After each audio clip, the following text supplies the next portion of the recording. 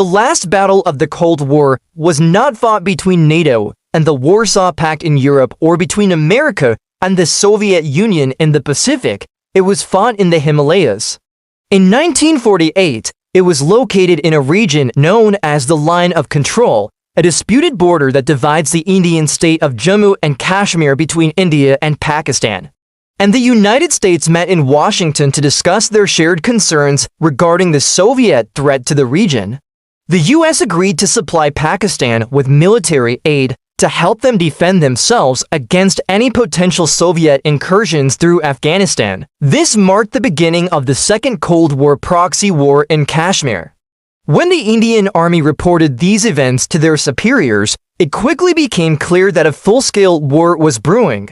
Indian Air Force Mirage 2000s flew over the area to gather intelligence. But because the mountain was so tall, the pilots could not see what was going on below. So instead, they photographed the mountain from above. Upon analyzing the photos, it was discovered that there were hundreds of tents, trucks, and other signs of life on the mountain. There were even satellite images showing that a road had been built up to the mountain to allow heavy vehicles to reach it. These conditions were far harsher than what the Pakistani soldiers were used to in their hot desert climate. A ceasefire was established and both sides withdrew their troops. The war had lasted only 3 months and resulted in approximately 1,500 deaths on the Indian side and 400 on the Pakistani side. So they were forced to retreat to lower altitudes where the weather was more bearable. Once they descended, the Indian soldiers chased after them, pushing them all the way back across the line of control. After a war over this territory in 1947 and 1948, a ceasefire had been established along this line. They are willing to shed the blood of their people just to satisfy their ego. But the question is, why are these two countries so obsessed with ruling over Kashmir? He believed that all Indians should be treated equally regardless of religion and that the country should remain united. His efforts paid off and India became independent on August 15, 1947. Conversely, if Pakistan won, then they could count on Soviet support in their war with India. They drew borders on a map, gave half of it to Pakistan, and kept the other half for India.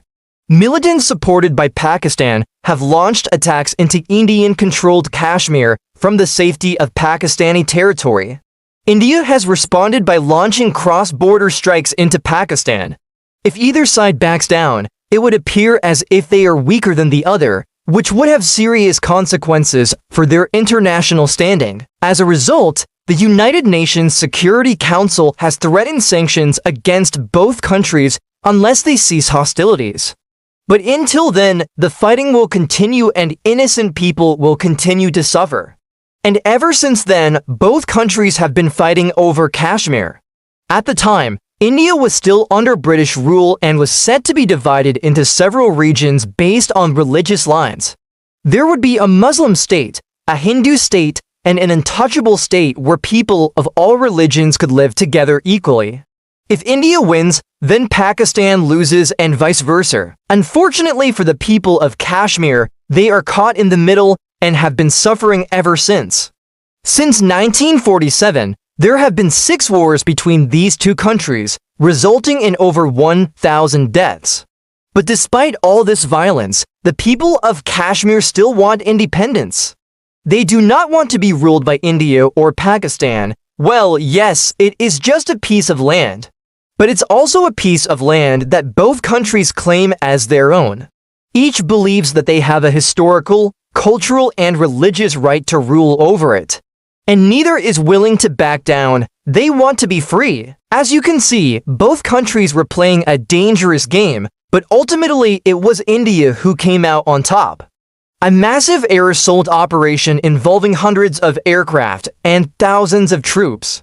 You see, the reason why Pakistan felt the need to invade India was because of the increasing popularity of the militant groups that opposed Indian rule in Kashmir.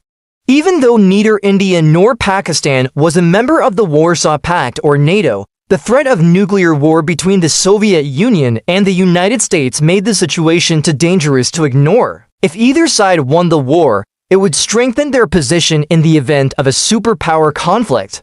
The last thing they wanted was for India to gain control over these groups and use them as a launching pad for their own invasion into Pakistan. Therefore, they decided to strike first. Tens of thousands of Pakistani soldiers advanced across the line of control and into Indian territory. They drove the Indians back down the mountain. At the same time, Pakistani jets flew into the air to engage the Indian helicopters. But the helicopters were protected by surface-to-air missile batteries. Why? Because their bunkers were dug deep into the mountainside where it was impossible for the Indian soldiers to dislodge them. But there was one thing that Pakistani soldiers hadn't accounted for: the harsh weather conditions. So the jets had to break off their attack runs and retreat. By May, Indian commandos had reached the base of the mountain and began to scale it, carrying supplies and weapons on their backs. Many of the Indian soldiers died from friendly fire because the high-altitude terrain made communication impossible. Meanwhile, on June 4, 1999, Pakistani Brigadier Muhammad Akram was killed by an Indian missile. He was the highest-ranking Pakistani soldier to die in the war. Throughout the day, helicopters flew back and forth delivering reinforcements and vital supplies to the advancing commandos. By nightfall, the Indian troops had reached an altitude of 13,000 feet. And since then, there had been relative peace until May 1965 when Pakistani infiltrators attacked Indian positions. What followed was a 2-week-long conflict that ended with the Indian victory at the Battle of Kimil and an even larger victory for India at the Battle of Asal Jatan. As a result of these battles, the line of control stabilized and peace returned to the region. Kargil is a small town in the northern Indian state of Jammu and Kashmir, but the peace did not last long.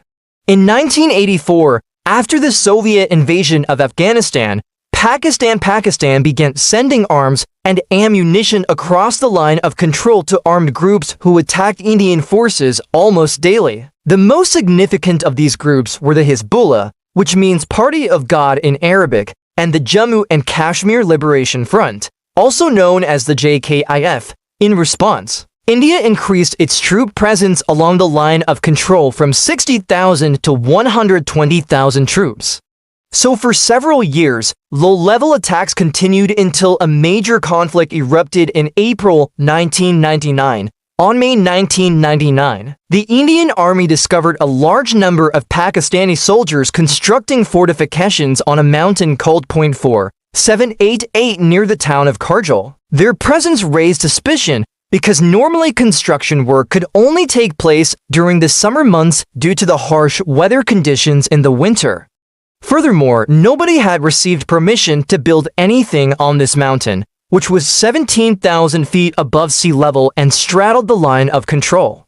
As Indian soldiers attempted to investigate, they came under fire from the Pakistani troops and were forced to retreat. And so it was that on May 1999, Operation Vijay or Victory began. Meanwhile, on May 13, 1999, Operation Strike Force was launched by Pakistan. As the fighting intensified, both sides suffered heavy losses. But despite all the casualties, the Pakistani army was still able to hold their ground until July. You see, the mountain was covered in ice and snow and temperatures dropped as low as -22 degrees Fahrenheit. By July, the fighting had ended and the line of control had shifted slightly in India's favor. In retrospect, the war could have been avoided if both countries had cooperated better. Unfortunately, neither country wanted to back down. Both saw the conflict as a matter of national security. For example, if India won, then they could count on American support in the war with Pakistan. However, just because India won does not mean that they are free from Pakistani aggression. Unfortunately, it seems like their wish will never come true because both countries are unwilling to compromise. Well, to understand their mindset, we have to go back in history to 1947 when Britain was granting independence to their colonies around the world. But then Mahatma Gandhi stepped in and demanded that India be given independence without partition. However, the British still went ahead with their plan to partition the country. Now, some might say that it's just a piece of land, right? It's a classic case of zero-sum thinking. One person's gain is another person's loss. Today, the conflict has spread to neighboring countries. The question is, will they stop fighting? Well, probably not anytime soon because both countries see the conflict as a matter of national security. But perhaps one day the fighting will end. Perhaps one day the people of Kashmir will finally be able to live in peace. When India and Pakistan fought the Kargil War in 1999, they were both armed with advanced Western weapons. There were American F-16s facing off against Pakistani F-7 South, for example. Naturally, this was seen as a direct challenge by their arch-rival, Pakistan, who also wanted to develop nuclear weapons. At that time, both India and Pakistan had major deployments of troops along their disputed border in Kashmir. It was just a matter of time before things escalated into violence. In fact, infiltrators from both sides regularly carried out attacks on villages and military installations. What India didn't know was that Pakistan had deployed special mountain strike battalions trained specifically for high-altitude warfare. On May 3, 1999, the Indian Army received reports of Pakistani intruders crossing into Indian territory. The Indian forces immediately began operations to flush them out. However, the high altitude made flying dangerous. But why were the battles being fought at such high altitudes in the first place? The answer is pretty simple.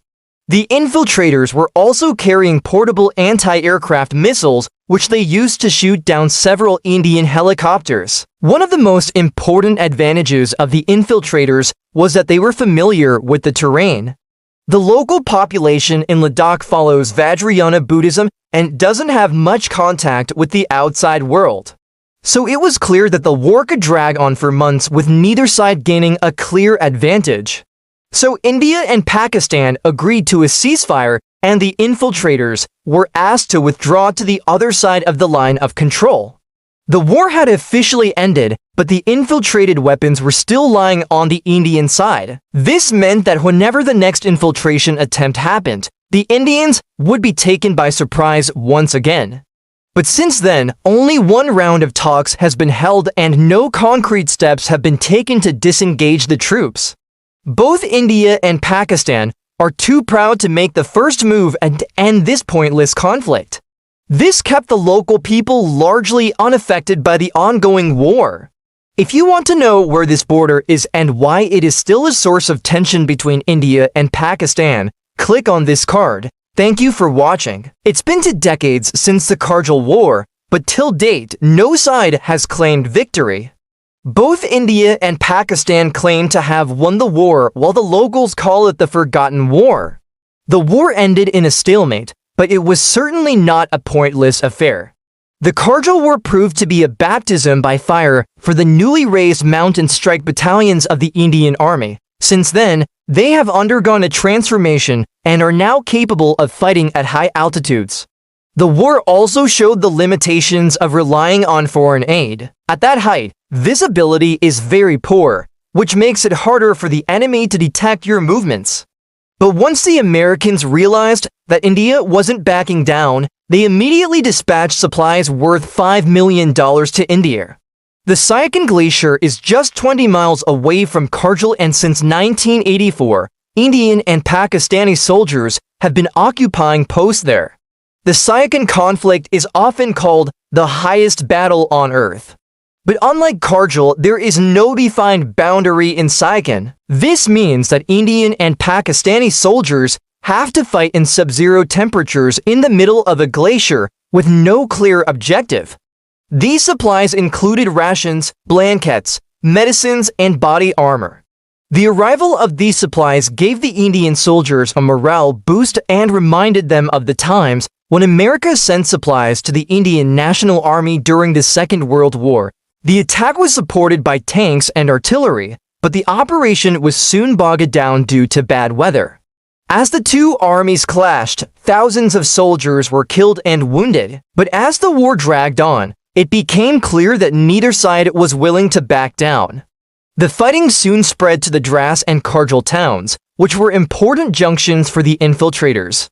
By August, the Indian Army had gained control of most of the infiltrated areas. The infiltrators had suffered heavy casualties, but the Indian Army was also weakened. By July, the Indian Army was ready to launch a major offensive. Several divisions comprising infantry, artillery, and armored vehicles moved into position. Indian attack helicopters and fighter jets provided cover from the air. Also, since the air is thin, noise travels much faster, giving away your position to the enemy. So it was much easier to infiltrate and launch surprise attacks from high-altitude positions. This is exactly what the Pakistani army did. They launched repeated attacks from the high ground, which caught the Indian forces off guard. As the jets flew higher than usual, they had to contend with thinner air, which meant less lift and more wear and tear on the engines. Pakistani anti-aircraft guns were placed in strong defensive positions from where they could target the Indian jets. So flying sorties over Kargil was a risky proposition.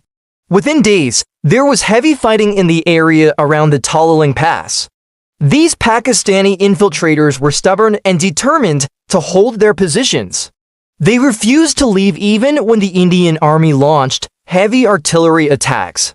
They were well aware that the Indian forces stationed in the region weren't accustomed to fighting at such high altitudes, so Pakistan was confident that their specially trained soldiers would be able to capture key positions with minimal resistance.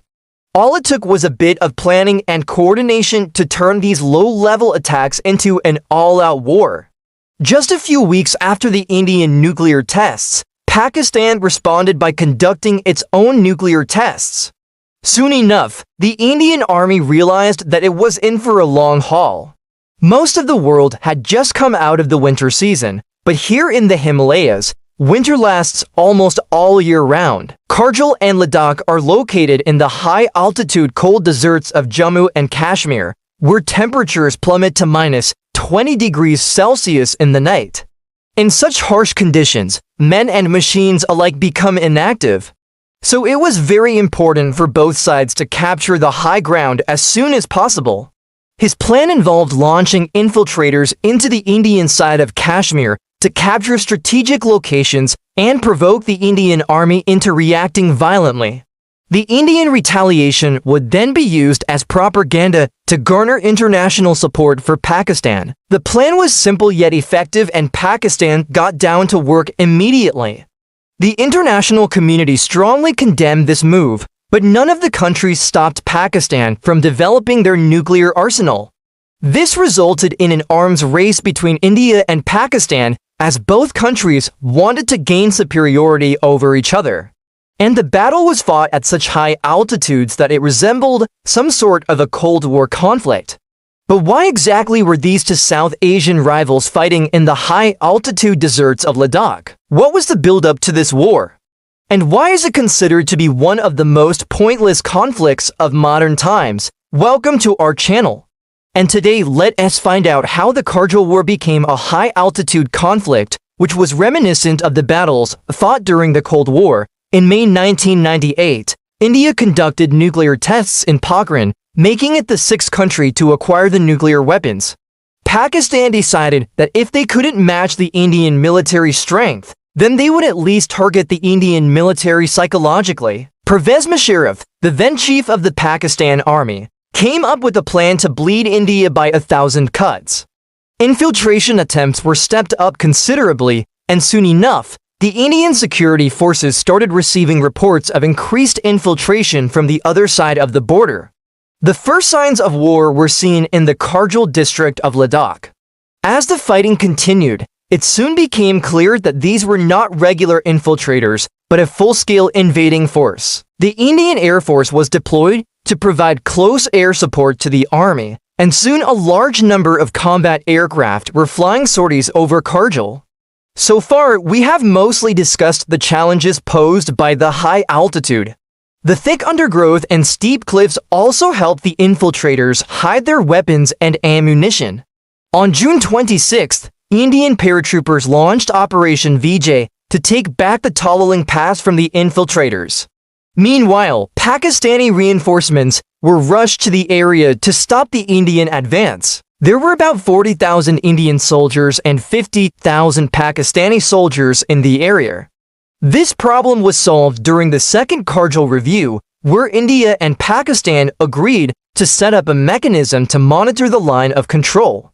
At the start of the war, the US government had pressured India not to escalate the war. Although the Kargil War was fought in high altitude, it was not the first time that India and Pakistan fought in such harsh conditions. Both India and Pakistan realized the futility of this conflict, and in 2003, they signed the Lahore Declaration to end hostilities along the Siachen Glacier. Did you know that there is another border dispute between India and Pakistan, which has remained unresolved? A lot of people have commented about this picture. It was widely circulated during the Kargil conflict in 1999. The question is why? Why were Pakistani soldiers dressed up like militants? They weren't. These were actual militants, members of the Haqqani network. Estimates range from a few hundred to a few thousand. How did they get there? Some reports say they sneaked into Indian territory by crossing over from Pakistan. In May 1999, the Nawaz Sharif government in Pakistan was under pressure. Two important elections had been postponed. First, the local polls in Sindh and Punjab, then the general elections. He told the army chief that he should either, quote-unquote, return to the barracks or leave the country, and that's exactly what Musharraf did. On October 12, 1999, he toppled Nizamuddin, declaring himself the new prime minister. Who are the Haqqanis? They are an Afghan militant group founded by Jalaluddin Haqqani. He founded the Haqqani network in the late 1970s. You see, infiltrating across the line of control was relatively easy. The real challenge was surviving in the Siachen Glacier. Temperatures there dropped below 40 degrees. And I'm not just talking about the Kargil War. In the last 4 decades, more than 1,000 Pakistani soldiers have died in the Siachen Glacier, most of them due to extreme weather conditions. Ever since the partition of India, the country has been obsessed with Kashmir. For New Delhi, it's an integral part of the country. For Islamabad, it's a bargaining chip. Every now and then they raise the bogey of human rights abuses to put India on the defensive. But that's a story for another day. Coming back to Kargil, every Pakistani soldier who dies there becomes a martyr. His family gets financial aid, the widow gets a job, and the children get free education. And that's a big incentive for Islamabad to hold onto the glacier. The troops have to contend with avalanches, crevasses, and altitude sickness. So until common sense prevails, this standoff will continue, more lives will be lost, more families will be torn apart, and more winters will be endured. We say it's time to call off this pointless battle. Very few are trained for such extreme weather conditions. Fewer still can fight and survive in such conditions. For more such informative videos, subscribe to our channel. The Haqqanis belong to that rare breed. They had experience fighting in the mountains. They also had the right kind of clothing. Its ideology is a mix of religious fundamentalism and ethnic nationalism. The Siachen Glacier is 47 miles long. It is 10,000 feet wide. It sits at an altitude of around 20,000 feet. Ever since the 1980s, the Indian and Pakistani armies have been fighting over this piece of ice. Why? Because it controls the high ground. Whoever occupies the Siachen Glacier has a vantage point overlooking the entire region. Secondly, global warming is melting the polar ice caps. By 2030, the glaciers in the Himalayas could disappear altogether. That will force countries like India and Pakistan to look for alternative water sources. And we all know what that means. Water, as they say, is the new oil. The Haqqani network has close links with Al-Qaeda and the Taliban. It has been sanctioned by the United Nations. It has also fought against the US-led forces in Afghanistan. For decades, the Siachen conflict has been a bilateral issue. The UN has tried to mediate, so have the Chinese. All attempts have failed. The reason why the international community has not stepped in is quite simple. Neither India nor Pakistan wants outside help. And that's because of the politics involved. Any mediation would mean accepting the current reality on the ground, and both India and Pakistan refused to do that. So the Kargil War ended without any formal declaration of hostilities. No treaty, no peace agreement was ever signed. Both sides simply packed up and went home. And if those elections were to be held, the military would lose its political clout. If the war was fought by proxy, who won it? Well, it wasn't really a war. There were some limited engagements between the armies of India and Pakistan. Both sides claimed victory. India said it drove the infiltrators back. Pakistan said Kargil was a moral victory. So who do you believe, India or Pakistan? General Pervez Musharraf was therefore planning a coup. He needed an excuse, and he found one in Kargil. Others say they infiltrated along with the Pakistani army when the operation started. Yet others say they were airdropped by the Pakistan Air Force. A week later, the world knew about the intrusion. On June 13th, India began Operation Vijay. By then, Musharraf had played his hand. He declared that he was going to step down as army chief, but would remain in uniform. He hoped that with the coup attempt foiled, the politicians would agree to postponing the elections, but that's not what happened. There is no way to verify any of these claims. But we can tell you what they did once they were inside. And they were deployed by Pakistan's Inter-Services Intelligence Directorate, EC for short, to fight alongside regular Pakistani troops. But they were not part of the Pakistani army. So why were they wearing uniforms? Because it helped them. In the high-altitude warfare of the Siachen, where temperatures often dip below 30 degrees Celsius, staying warm is key to survival. Uniforms help these militants keep warm. It also helped them blend in with the Pakistani soldiers. But there were other reasons why these men were dressed like the soldiers they were fighting alongside. For instance, hiding their identity helped them avoid being captured by the Indian army. If they were caught, they would be treated as prisoners of war, something the Geneva Convention calls for. Some of them were snipers, others provided logistics and ammunition. You see, the infiltration was not just across the line of control, it was also across the Siachen Glacier.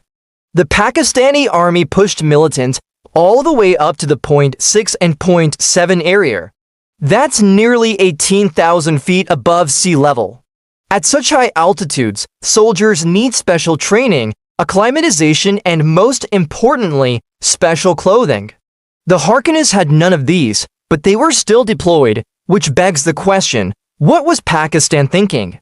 What was the military objective of deploying these militants? But if they were seen as foreign mercenaries, they could be killed extrajudiciously. And that's exactly what happened to some of them. This photograph, for instance, shows two captured Harkonni militants. They were paraded before the media and later killed in an alleged encounter. Now nobody knows what happened to their bodies.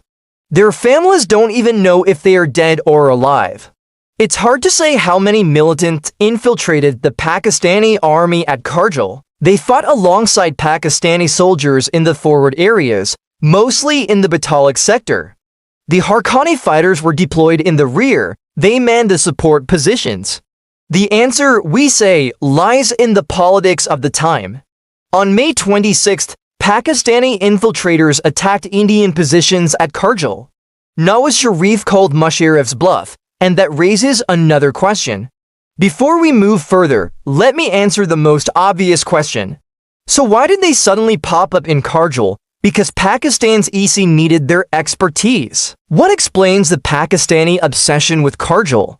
For Islamabad, the glacier holds both strategic and sentimental value. Let's talk about the former first, now for the sentimental value. For decades, the Siachen Glacier has been a matter of prestige for Pakistan. Many soldiers have died defending it, which brings us to the third question. Why has the world not intervened?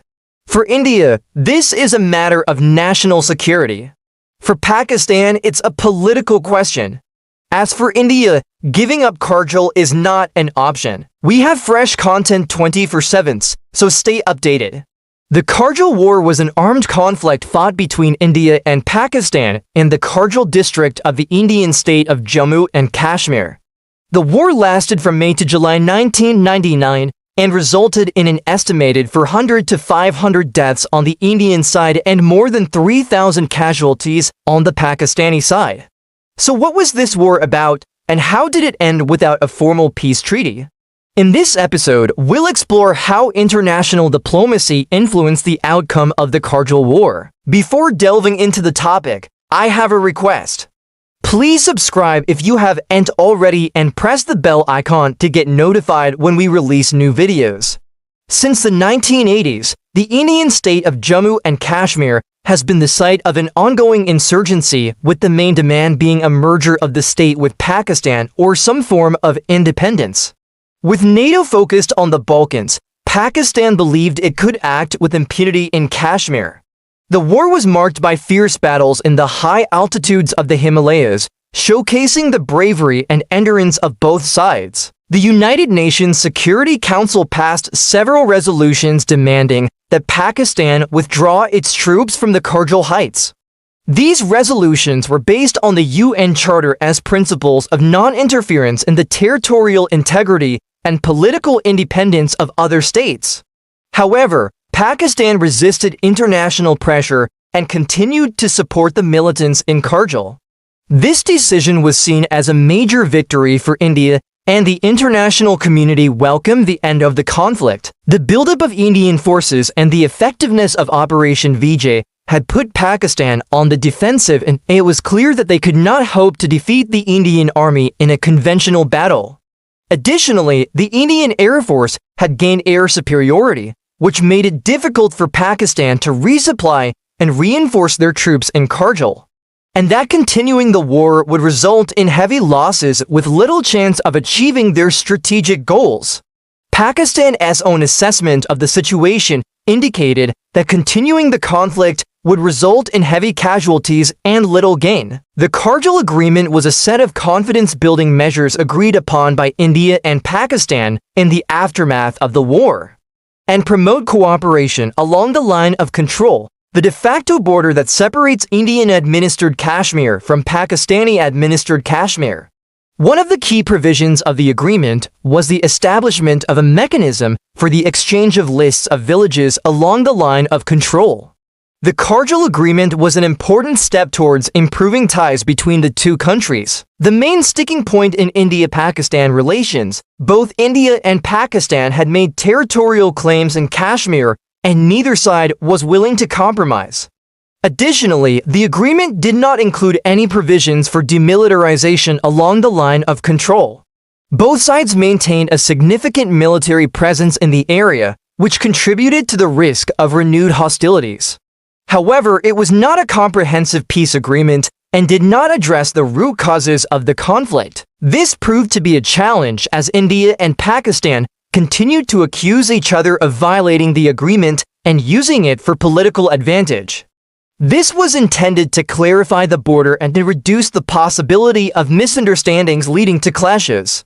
While the war ended without a formal peace treaty, the Kargil Agreement did establish some important confidence-building measures to prevent future conflicts.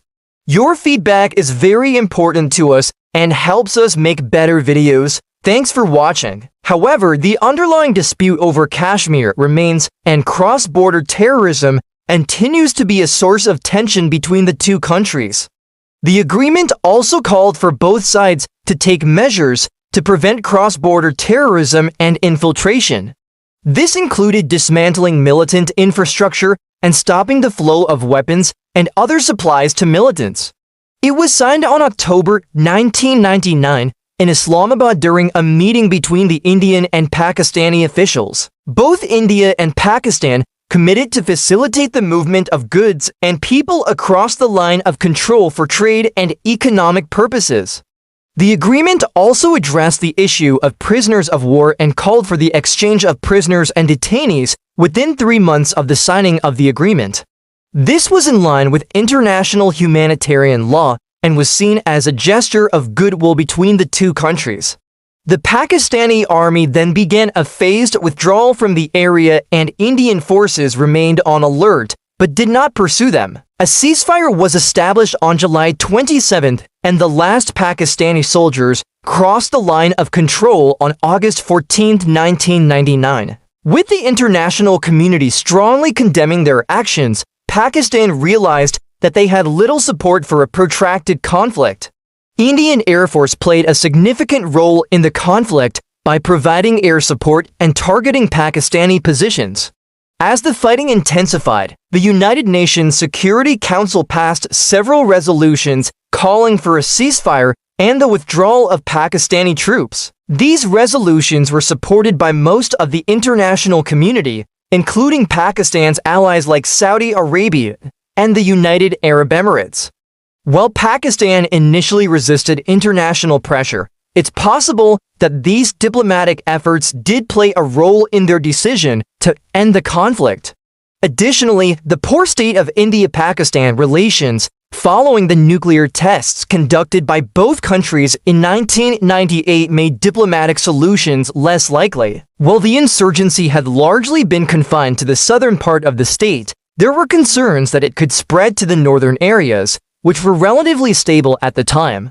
The war also received extensive media coverage, which contributed to nationalist sentiments. The Pakistani leadership realized that continuing the conflict would result in heavy losses with little chance of achieving their strategic goals. They also faced international condemnation and isolation, which put pressure on their economy and military supplies. Despite this, the Indian government pursued a policy of restraint and focused on achieving its military objectives without escalating the conflict. By infiltrating militants into Kargil, Pakistan hoped to destabilize the region and provoke a wider war that would divert Indian attention from Kashmir. This strategy also aimed to put pressure on India ahead of the 2000 elections, in which Atal Bihari Vajpayee of the BJP was expected to lead the ruling coalition. Let's start by understanding the background of the conflict and military equipment on the Indian side of the line of control in the Kargil district of Kashmir. Pakistan's plan involved infiltrating militants across the LOC to capture key mountain passes and trigger a larger insurgency in Kashmir.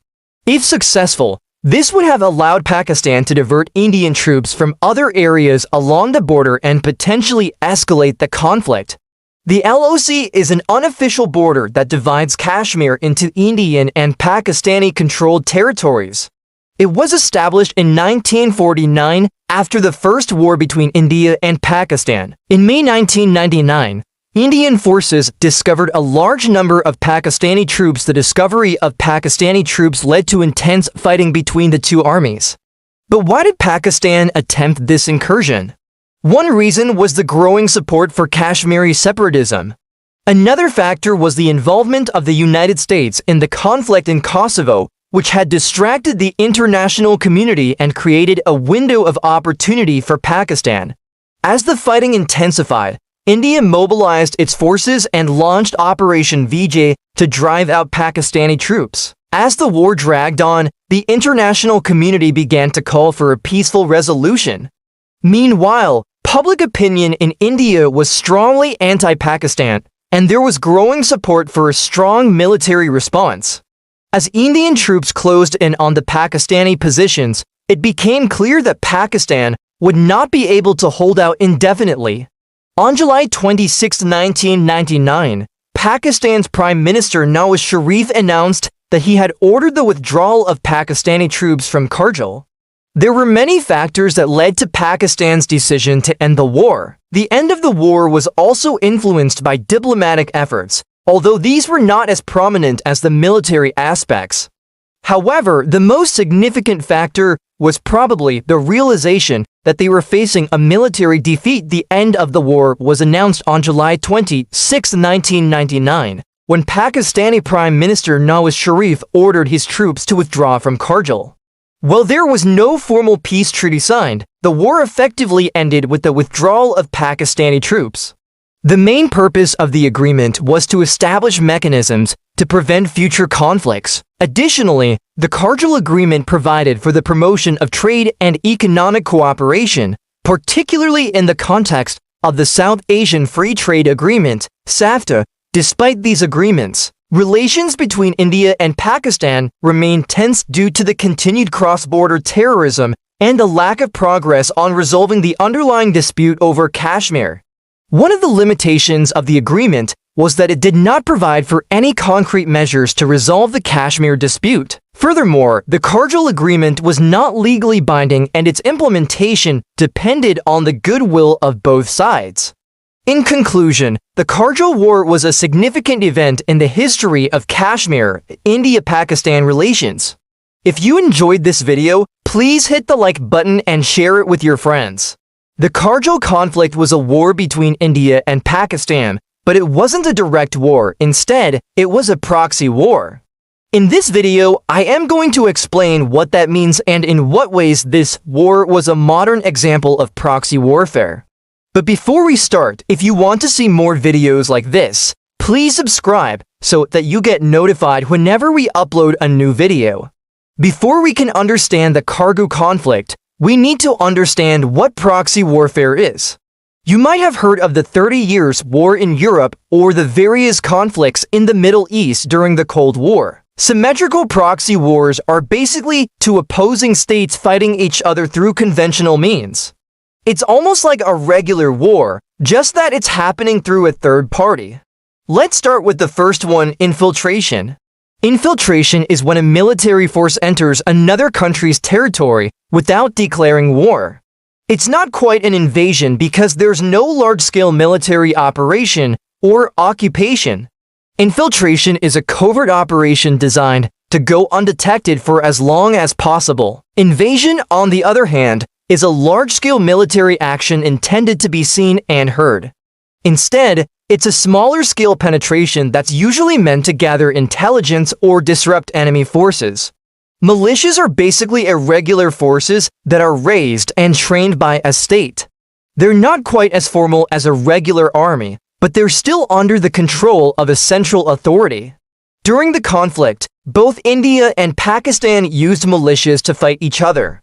India used the BSF and the ITBP, while Pakistan used the FWOJ. Asymmetrical proxy wars, on the other hand, involve irregular forces or unconventional tactics.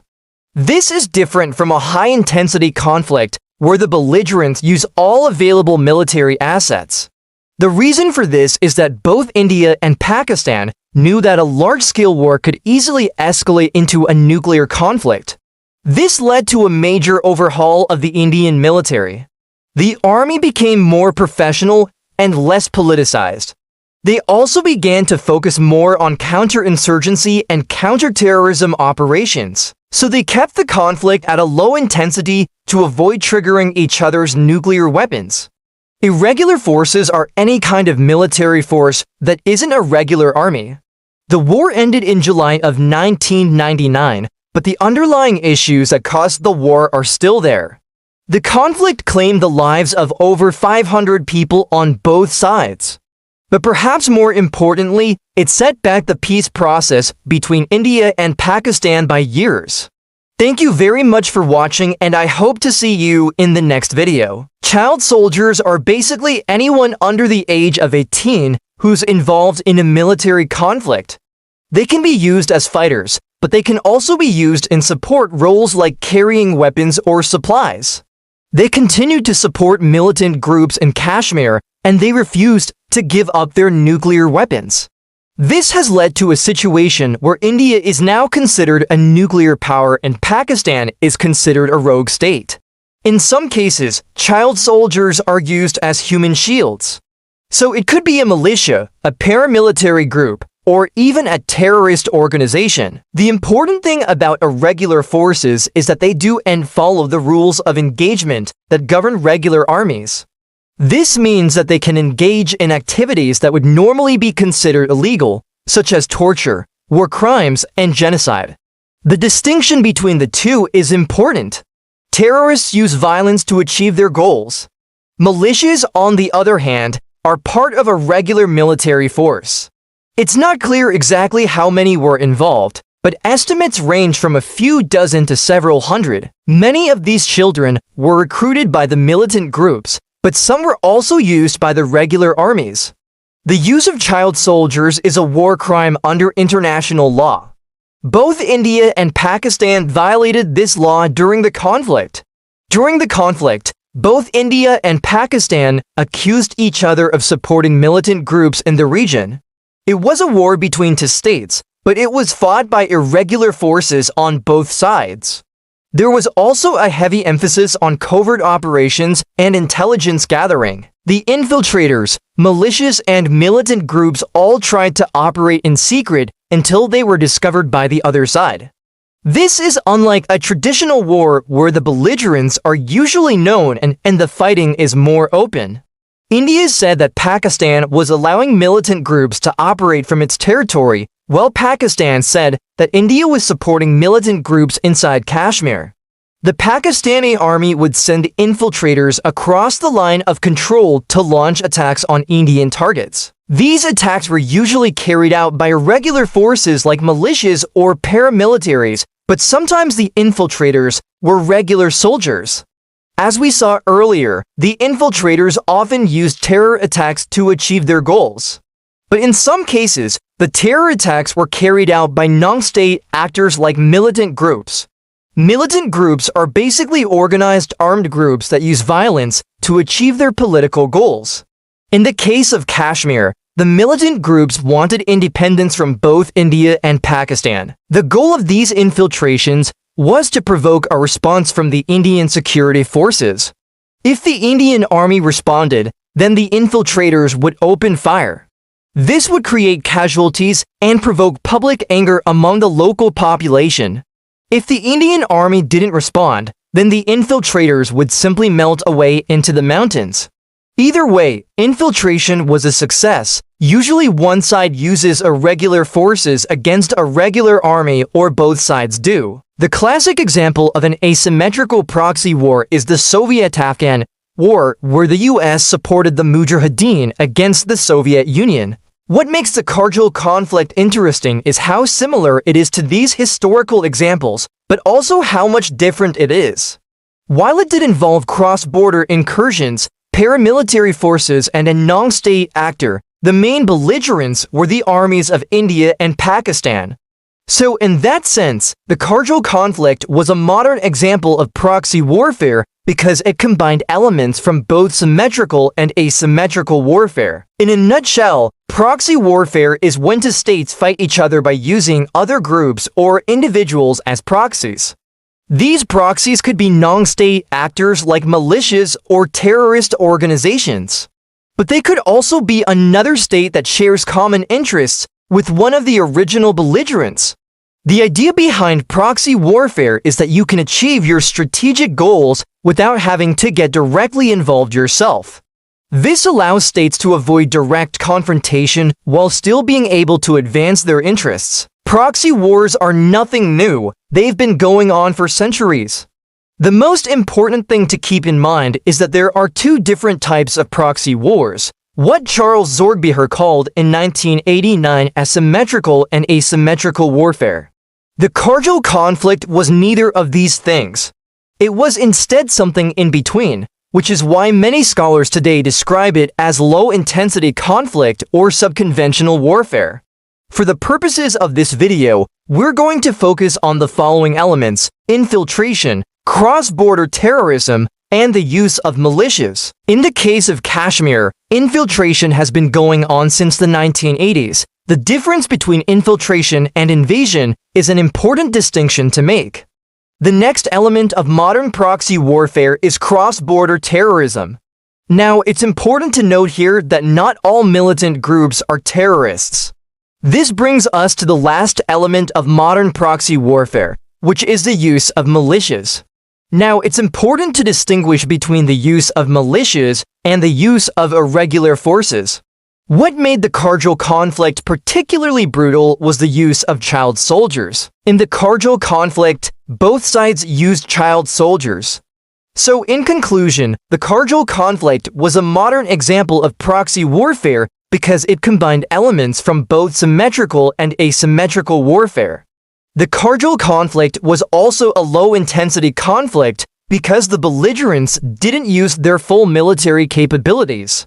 The Kargil conflict is often described as a forgotten war because it hasn't received the attention it deserves. The Kargil conflict was a wake-up call for India. It showed that Pakistan was willing to start a war and that they would use any means necessary to achieve their goals. Pakistan, on the other hand, didn't learn from the conflict. If you enjoyed this video, then you should watch my other video on the Indo-Pakistani War of 1948.